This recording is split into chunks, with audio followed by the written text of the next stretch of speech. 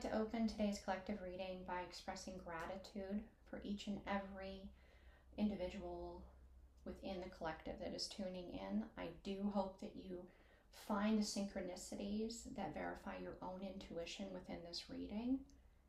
I do want to address some of the comments that were in the last reading about the volume. I have made some adjustments and I'm hoping that this is better.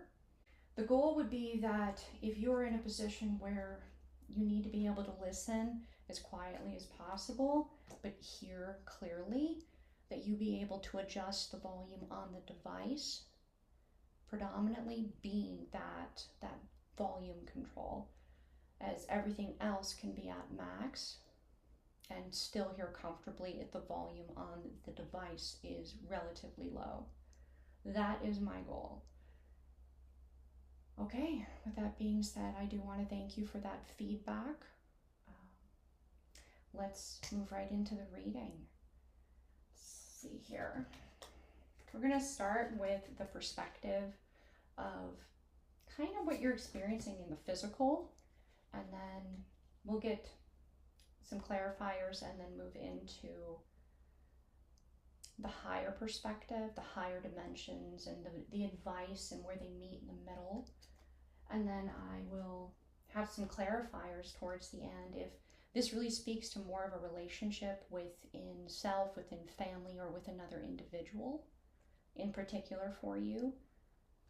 I will round that out at the end for you guys. I've been called to kind of really pull that in for you. So, to begin, you are very tapped in. You're very tapped in. There's possibly been some clarification, some healing that has verified or validated some opportunities that have really highlighted for you how strong that connection that you have is to the divine. And it's inspired a sense of humility and gratitude for that. Because you know, with the divine being that guiding light for you, knowing true north, that is how you will navigate and have navigated to this point. And those validations could be things that are coming through that are actually helping other people around you, that are amazing you a little bit, because they're going, oh my gosh, how did you know? It could be something if you're a healer and you're doing hands-on, where they didn't really understand how to express what they were feeling, but you knew exactly where to go or right where the energy needed to go, and were possibly able to put into words for them why or how it hurt. In the assertive energy, what we have here is, let me get some more receptive energy here as well. Now, assertive and receptive is, you can interchange masculine, feminine for that as well. This could relate to the archetypes. So do feel free to swap as necessary. If I do use a male or female descriptor, it's because that's what I'm visually seeing on the card. Definitely, if this resonates as the opposite, feel free to swap that right over for your situation. Take only what resonates. Whatever doesn't resonate is meant for someone else, and that's okay. In the assertive energy, we have the inverted Queen of Swords and then the Four of Wands upright. So you've moved through that state of setting the boundaries. You have been able to cultivate the awareness of the fine line between being taken advantage of and being compassionate, being cold and cruel, yet being strong and protective of self. So that's a very fine balance. And it's also about being okay with others not perceiving you the way that you're intending to move, because it's how you choose to own it that has the power. And that's why you have that Four of Wands in the upright. It is your intention. In the receptive energy, you want to move forward with this. You sense almost, you're receptive to becoming more assertive in how you move forward with this awareness. It's almost like a calling, a motivation, this is why you're here, and you're excited about that. And that's because we have the Knight of Swords in the upright, and that's definitely aided by divine love and light. It's definitely part of that part of you that is calling you to this. It's aiding you in that. But we have the Emperor inverted here. So in this particular image, it's very much about strategy, and I have the image of Mars here, so like war and strategy. So you're not receptive to encountering any kind of conflict on this path because you set those boundaries.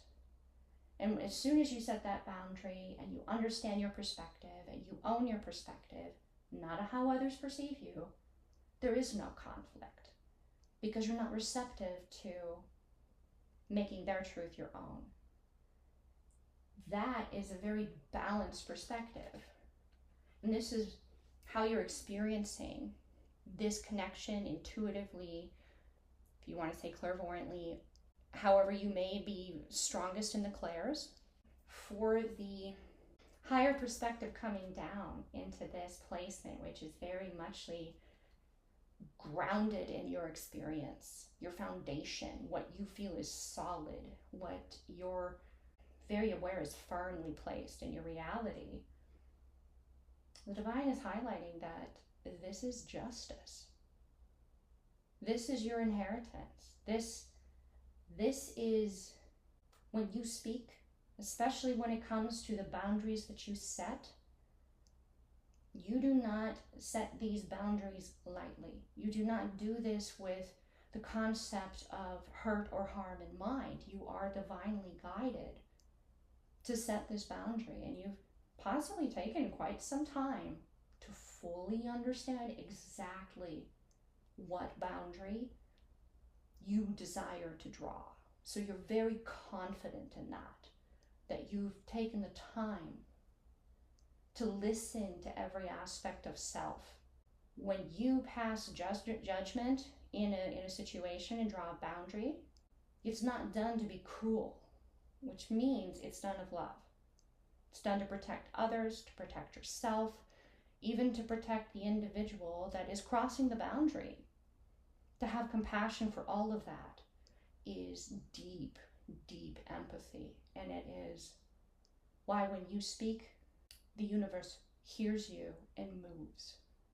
I do want to say that for like the overall for the reading, there is a overcoming of fears that is present within the top card to the bottom card for the decks used here, from the physical or Gaia perspective as well as the divine perspective. Coming down into your experience, the overcoming of fears of not being preyed upon by how you fear others perceiving your boundaries. That overcoming of that has brought in incredible abundance. You are rocking that queen crown. I was trying to meld the two there. That's interesting. So you're crowned right now. You're owning that royalty. You're wearing it. That's beautiful. Now we're going to move into the next placement, which is kind of more around realizations, what you now know of self, of the world, of your role in it. This card is very powerful because it highlights knowledge of self, that you listen to all of you, and because of that, you're in complete control of how you choose to move. You know yourself. Really affirming the placement in the affirming what we got in the first placement of that listening to all of self before you act, which means you're not swayed or manipulated into making decisions, into setting these boundaries. These boundaries are set because you've taken the time to make sure that you have been as fair as possible to yourself and other energies present within. This is something that you have willed into being internally. In the assertive energy, you have the Ace of Wands inverted internally you have manifested this, you have desired this.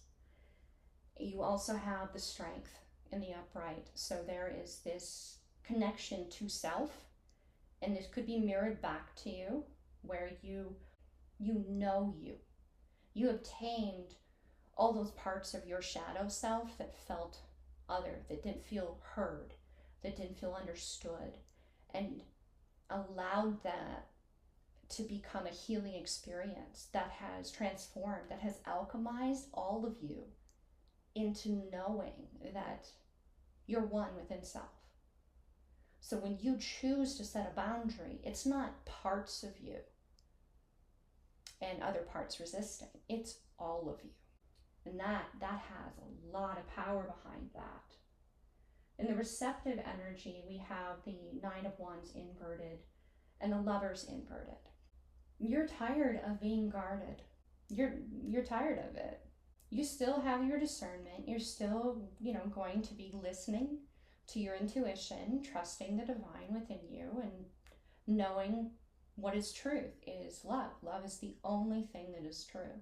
If you encounter an energy that causes you to expand in excitement, that's love. That's truth. If any part of you feels the need to make yourself smaller, to solidify the boundaries between you and the experience of that energy, that's not love, that's not truth. It could be a test of discernment. It could be a stage for now. It could be, it's not saying that that's it, black and white. But it's saying that for that moment, it's not a space that is expansive for you, that it doesn't match you energetically. You're done with needing to be guarded because you don't have confidence within yourself, within knowing yourself where you desire that boundary to be. You know that now. So you're receptive to moving into understanding how to move in this new, very confident, very self-empowered aspect and experience of yourself in relationship to your awareness, your sensitivities, your guardians, your guides, your ancestors, the divine, really. With the Lovers inverted, there could be quite a bit of a focus that you have had that has driven you to this point, that has been around the concept of romantic love. And do not get me wrong, it is very powerful. There's a reason that the divine has placed that within your path. But with everything that you have learned of self, you have fallen in love with yourself. Not more or less than you have fallen for another in this dynamic that is definitely there, because divine it's part of the co-creation. But you have fallen in love with yourself, so you are recognizing that loving you, listening to you, keeping your boundaries firm to protect yourself and your love that you have to offer, your peace, is being loving to that energy, that individual, that dynamic, and being loving and supportive to the divine. With the boundaries, you protect your ability to remain within a higher vibration and be a channel for higher vibrational light to come into the world, even if you're just walking down the street and you don't speak to anybody, but maybe you nod your head in acknowledgement. Maybe you don't. Either way, just being is impacting the world around you, and protecting that peace is creating ripples of positive change that others can choose to partake in, choose to participate in, to be open and receptive to. That is a very powerful statement, to say that just existing as is, protecting yourself, reinforcing those boundaries that you have, in just affirming that, yeah, I drew this boundary, it's healthy, it's balanced, it protects me, it protects others, it's good for everyone, and then just going on about your life, that is still having an incredibly profound impact on the world around you. That takes courage. From the divine perspective, looking over everything that you have come to know of self that awareness of presence, your presence, the impact that you have in knowing all of you. We have the moon here in the upright. And this image, it's reminding me of possibly how you felt that first moment where you looked at everything that you had to go through at the beginning of doing your shadow work. And you see your destination, you see where you need to get to, but you have this space between you and that destination. So this is almost, you were never alone going through this. And even though there was hurt, sometimes these hurts in your shadow side, there were traumas. Sometimes you have to be triggered in a safe way in order to heal that, to be able to pull up the intensity of that experience so you can fully purge the poison, if you will, to understand, alchemize it. This is not the kind of work where you can necessarily gloss over and only be aware of the surface details. Shadow work, it takes a lot of courage. You were never alone in that. You are never alone in that. And that you're here in this moment right now listening to this reading, this affirms that, because you're okay. You're okay right now. And you know, a part of you knows, even if you're still going through some of this shadow work, because we always will be growing and learning and healing, you know that because you're here right now and you're okay, that anything that comes to you, you're not alone in that, and you will be okay because you know that. You go into this dark space knowing that you carry light with you. And darkness always recedes from the light. Moving into the next placement, this was definitely a challenge. Definitely a challenge. Because it's possible that you ask for strength as well as patience. And that is a very courageous request. Because it's what brought you to this point of knowing all of self, to be able to draw that boundary and know that all of you is behind that drawing of that boundary. Because every part of you that you maybe didn't understand, that was challenging, that you felt was working against you possibly, maybe it was like an inner 5-year-old version of you throwing a temper tantrum and trying to communicate with that part of you. You had to approach these parts of yourself, discernment, always erring on the side of compassion as much as you possibly could, as much as you possibly could.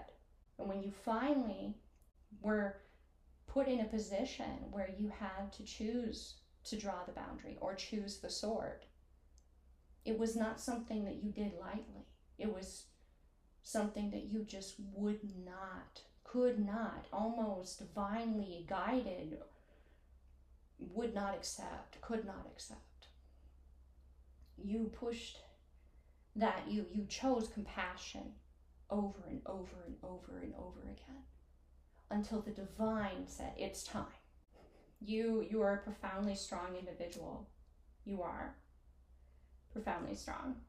You're strong in compassion. But when push comes to shove, you listen to divine if it's time to use the sword of truth and expose what side is of light and what side is not, what is allowed to remain, what is not. And you do that because you chose compassion so consistently. And you have that backing of the Trinity. You have that overall perspective. You have I see the bigger picture. Not just the tree. Even though there's a forest within each tree has a subconscious, right? And so on and so on and so on. You see the bigger picture. You see the forest, and how you see the forest, you know how that affects every individual tree and their forest. And it continues. You understand that. In the assertive energy, we have the King of Wands upright and the Star upright. You know what you want, but you know what you want because you are following the divine guidance. It's drawing me back to this Lover's card in the previous placement, where you know that draw, that love is a divine gift, because it feels so consistently, illogically, like it's just for a lack of, like, it's just so real. And it's not just present in the physical, it's something that feels very tangible on multiple dimensions of experience.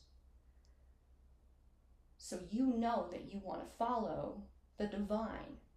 If that divine love and light is present within your soul work, within your soul mission, within brief conversations with individuals that are, could be perceived as relatively run-of-the-mill, saying good morning to like the teller at the gas station, little things like getting the door for somebody. You follow that truth up into the point of who you choose to spend your life with, who you are drawn to share your life with, even if it's for a period of time or a lifetime. You follow the divine, because the divine is the only thing that is truly, like, real. Almost as though our lives are a study in understanding and learning love in all of its manifestations. And in each life, if you believe in reincarnation, we're learning a specific way that the divine love can manifest. And in living it, we learn it thoroughly, we experience it thoroughly, and we fall deeper in love with the divine within self. In the receptive energy, we actually, I ended up being called to pull 3 cards, actually, because we have the 2 of Wands inverted and the 6 of Swords inverted.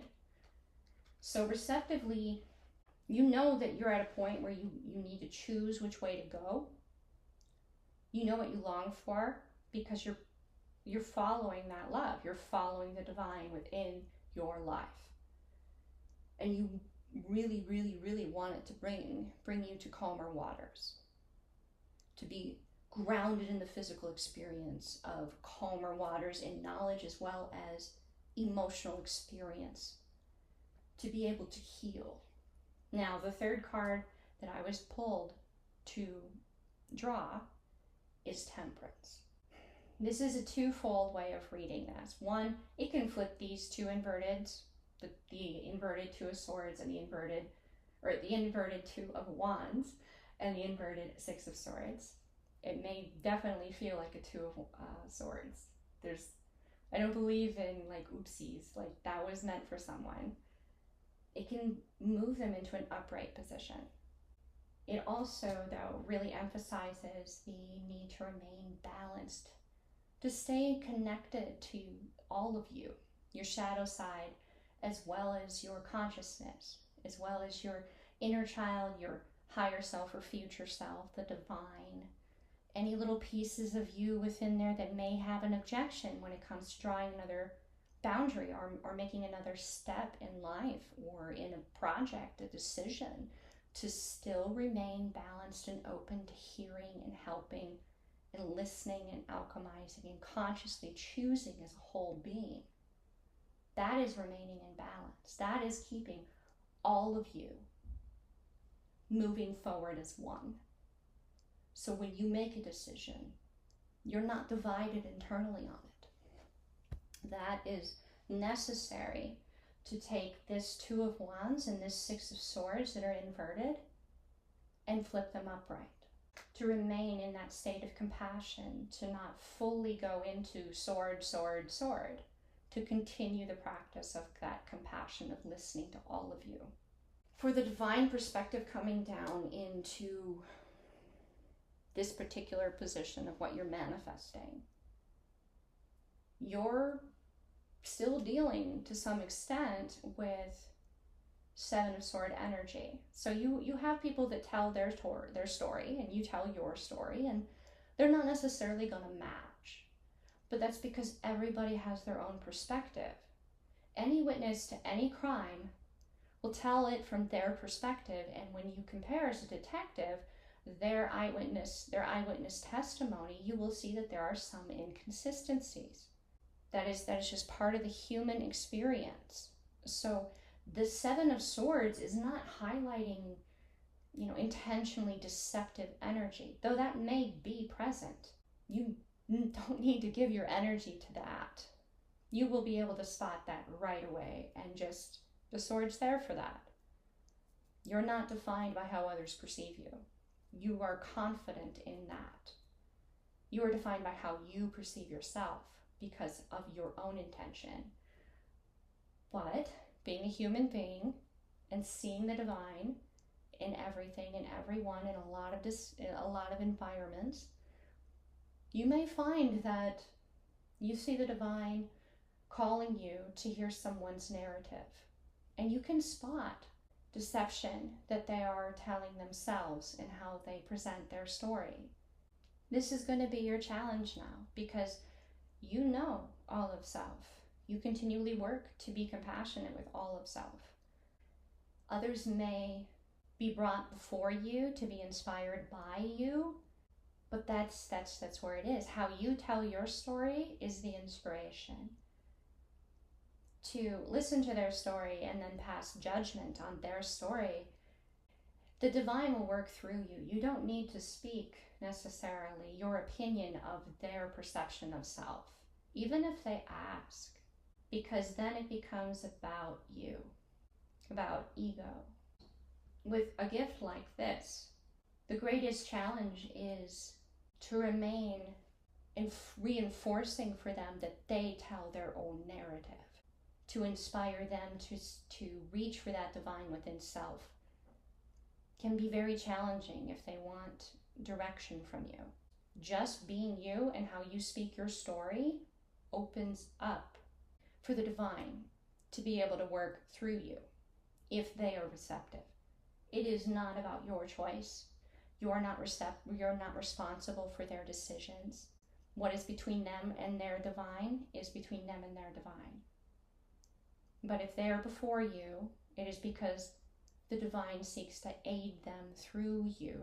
But that's where it is. Beyond that, it is not about how you move, what you choose to say, what you choose not to say. It is between them and divine. Remain true to your perception of self, to your story. And that's your role. It's a beautiful calling. And really, anyone who has gone through and done this work, that is something that you are called to do, because you're going to encounter people. It's just how it is. This is kind of one facet of light work, moving into even more complex and specific niches that you have been inspired to bring into this world, co-creating with divine. Moving into the next placement. Okay, so this really highlights relationship to self, being your own best friend, truly being your own best friend, taking the time to nurture self, to feed yourself what you long for the most, what you are thirsty for, what you are hungry for, be it knowledge, be it activity, be it literally food. Assertively, we have the Four of Cups upright, and then we have the Three of Pentacles inverted. So assertively, you've kind of had some disappointments in the past when it has come to being able to remain being your own best friend when it involves another energy. The insecurities, the fears, they come into play, and they caused you in the past to question self.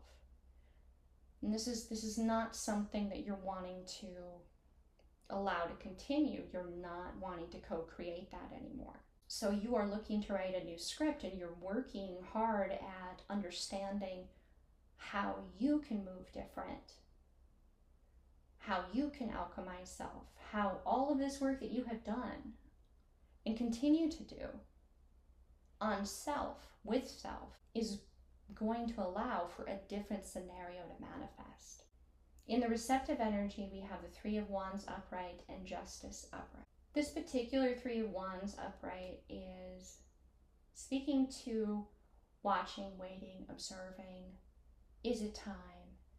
And the answer is yes, it is time to own that you are your own best friend, that To love self is to be able to love others.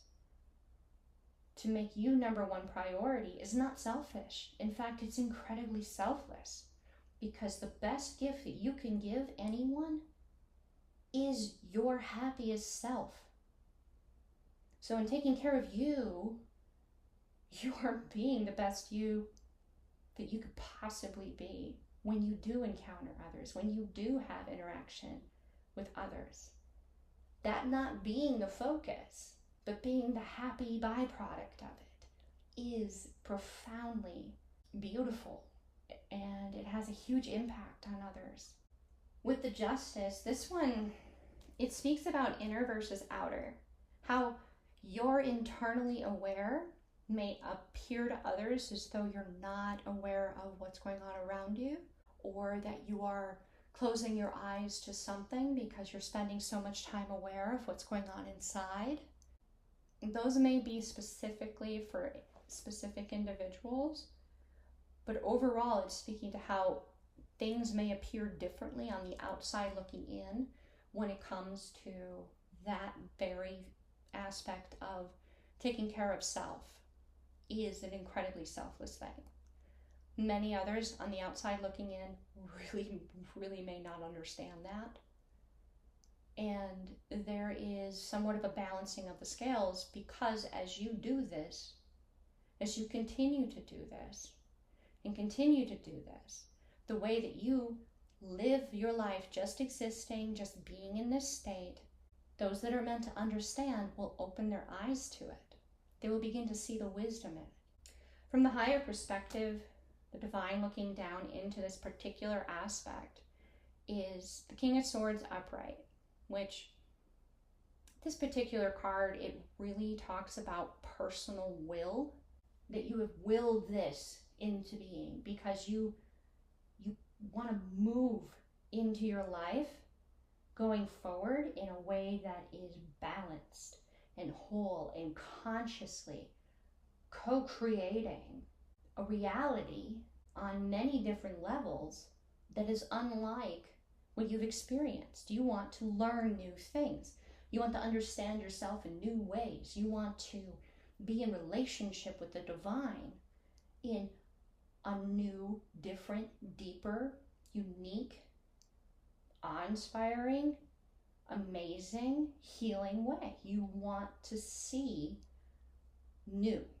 It's the closing of a lot of old patterns and the excitement, not the anxiety. Like, I literally just rubbed my hands together in anticipation. Oh wow, so much excitement. Woo, couldn't speak there properly for a moment. So much anticipation and excitement for learning these new things, for experiencing life in these new and positive ways. Knowing that it's a co-creation. Knowing that you're not alone in this. Knowing, like you're just so excited. I can't even explain it. Like, there's so much excitement in this, whether it's your higher self, your inner child, maybe even like different aspects of your ego that are kind of, healed and alchemized and more in full balance and understanding of self as a whole, tamed, if you will, no longer feral and fighting, but trusting and aware that you know what's going on, and you're making sure they know what's going on, being these different aspects of self. Like, all of you is excited of what's to come. So we're going to move into kind of the tying, the summarizing. I had 4 cards come out from the divine perspective coming down in. Divine really wanted to speak this to you, as well as them to be somewhatly paired and supported by some relationship cards. So this could be for those of you in this reading who it's really speaking to and you're needing guidance upon a relationship, be it a really important platonic one, a work one, a family dynamic that's currently weighing heavy on you, or legitimately a romantic interest of yours that is resonating within this reading.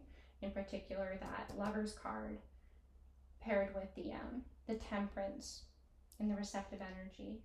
And you can go back and check on those in there. So I'll start with the divine cards that came out. And we have the Queen of Swords crossed with the Star, and the Ten of Cups crossed with the Magician. This is affirmation. First of all, that you have found this balance within self because you have followed the love. You have followed the divine. You have listened to that guidance. And you have been able to balance this very narrow path.